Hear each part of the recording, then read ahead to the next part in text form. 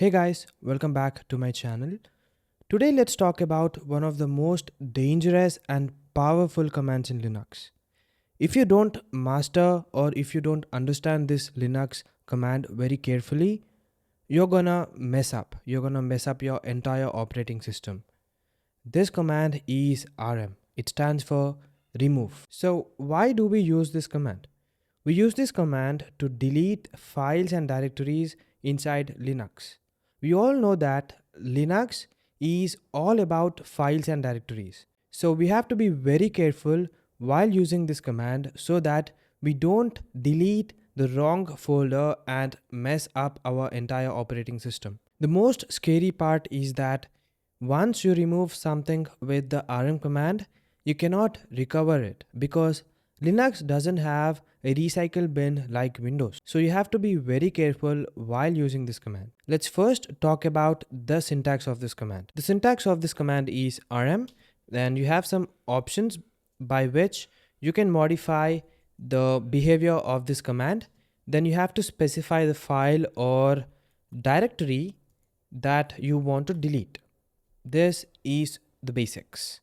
So now that you know the syntax of rm command, let's go into the actual stuff, how to use this command. So let's first see what files and directories do I have under this folder cybersecurity.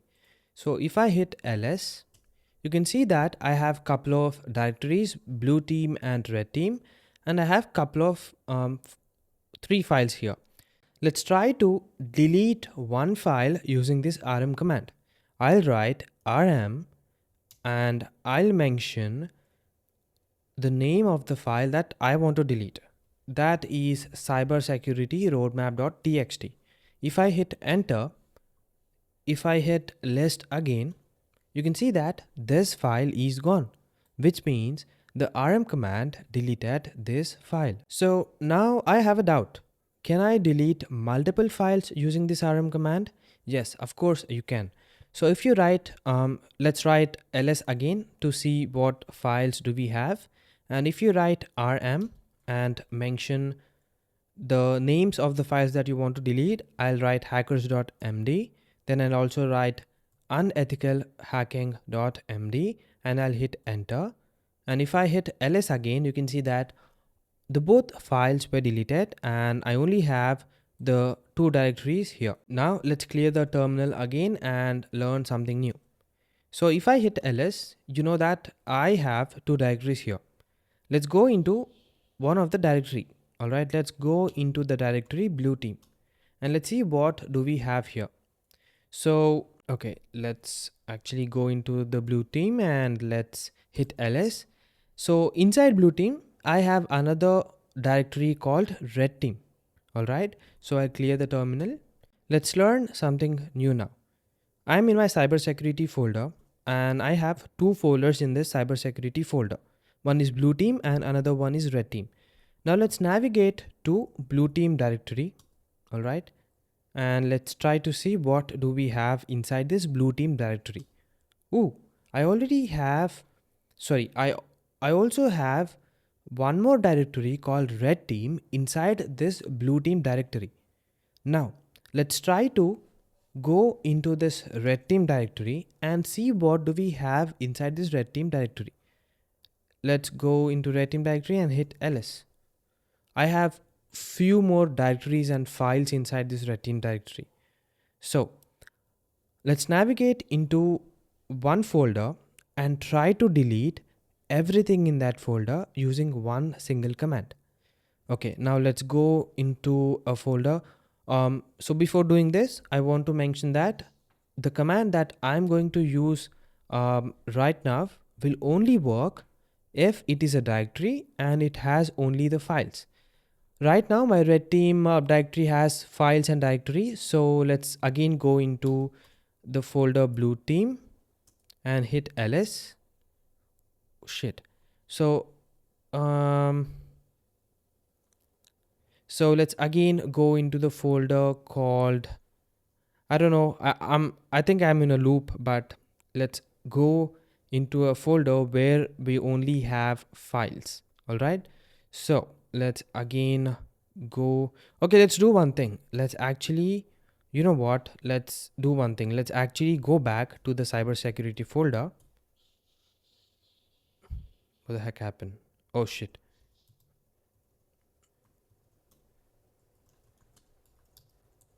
All right. So now I'm in my cybersecurity folder. Let's hit ls and let's go and see what do we have in this red team folder. So let's go to red team and I'll hit ls. Oh, I have nothing in this red team folder. So let's create some files using the command touch. So touch is used to create files. So let's create file1.txt, file2.txt, file3.txt. If I hit ls, you can see that I have 3 files right now in my red team directory. So let's clear the terminal again. Now, let's try to delete everything under this red team directory.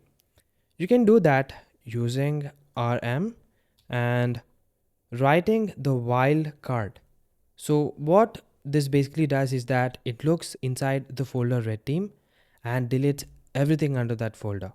So you have to be very careful while using this command, because wherever you are, if you write this command, it will delete the entire contents of that directory. So if I write rm star and hit enter, now if I hit ls, let's see what happens. There's nothing inside the directory red team. So now it's empty. That means we have deleted everything under this red team folder using this single command rm and wildcard. So let's clear the terminal again and let's move towards a new concept.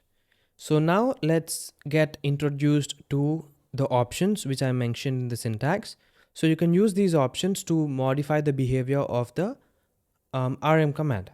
Let's go back to the cybersecurity folder, or let's just be here and create the same files that we did as earlier. Or I can just do this, and so I'm creating file1.txt, file2.txt and file3.txt again. And if you hit ls, sorry, if I hit ls, you can see those 3 files here. Now let's write rm and include an option called I. I stands for interactive. So the terminal will let you know before doing or performing anything. So I can write rm.I and I can use the wildcard star, or you can also use the wildcard star and write down the extensions if you have multiple multiple files with different extension in your folder. So I can just hit enter and it will ask me if you want to delete file1.txt. If I hit yes, it will do it. And again, it will ask me, do you want to delete file2.txt? I'll write no. It will ask me file3.txt. I'll write yes. And if I hit ls, you can see that there's only file2.txt left because we wrote no here. So when you actually use Linux in a corporate world, or in a instance or machine where you have some important files, do not forget to use I with whatever command you write, because sometimes you'll be inside that important folder and you perform rm command and it will delete all of your files. So to be careful, always use this I option before performing the rm command. Let's clear the terminal up. Now let's talk about one more option called force. So force is basically that you are forcing the shell to delete a file. Let's say we have file2.txt. You can basically write rm and you're trying to force delete this file. So even if you cannot delete it, if you write f, it will try to force delete this.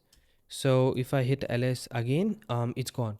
It's a basic option. Try not to use this force, because sometimes you'll be deleting some important files without knowing.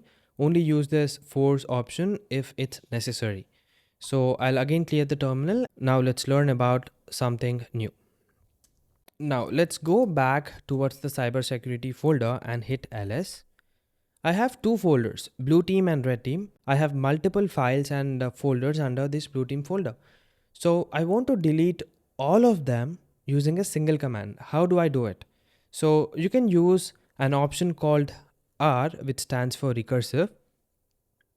So what it does is that it will delete all of the subfolders and all of the files that are inside this blue team folder, or whatever the file or whatever the directory that you specify.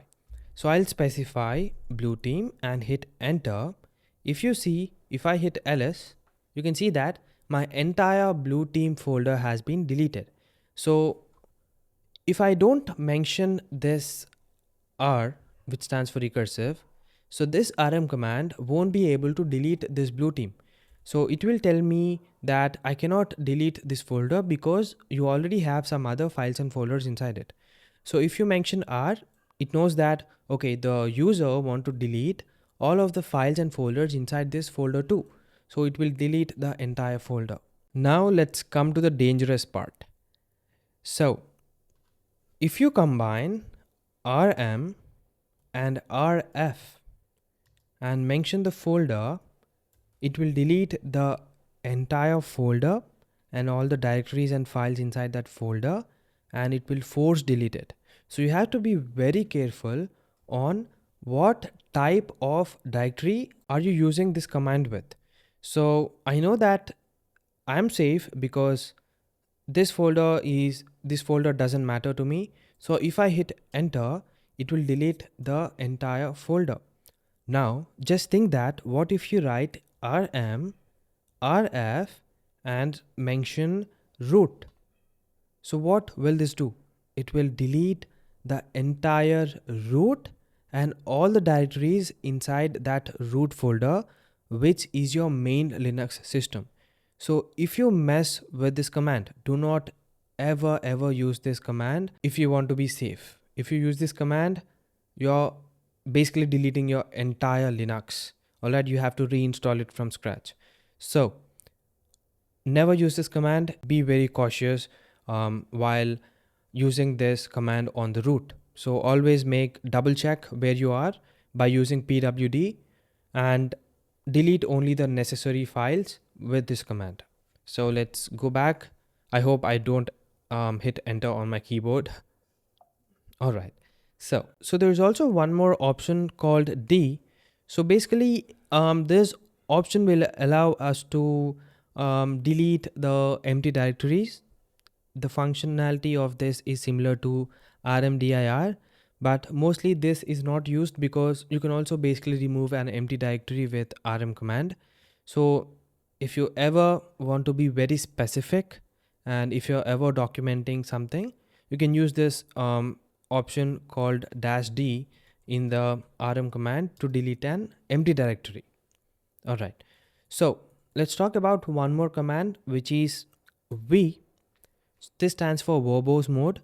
So it will show you what is happening behind the scenes when you run rm command. So let's say right now my cybersecurity folder is empty. Let's create a folder called red team, and let's go into that red team and let's try to create some files in it.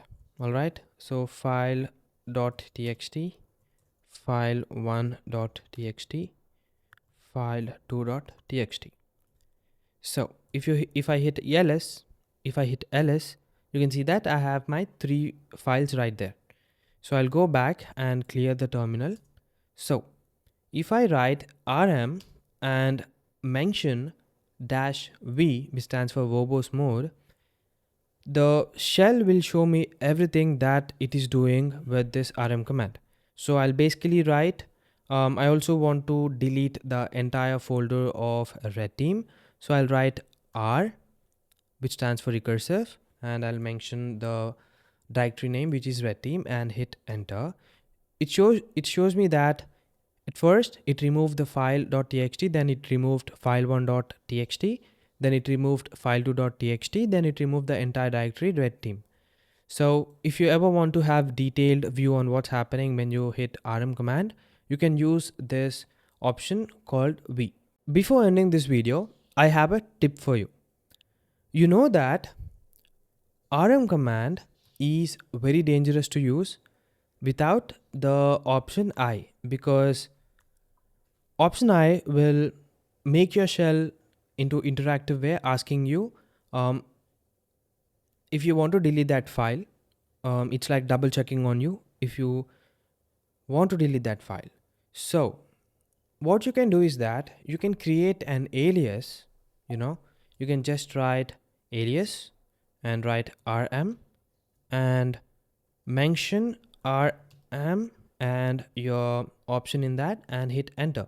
So whenever you use the command rm, you're basically using rm and using the option I.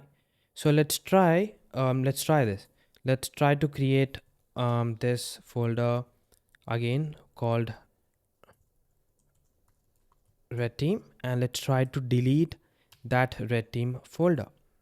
Let's hit, so let's try to delete that red team folder using R and the folder name. So I did not use I, but it is still prompting me if I want to delete that directory, just because I created an alias with the word rm, which indirectly means rm-I. So if I hit yes, it will delete that file or folder.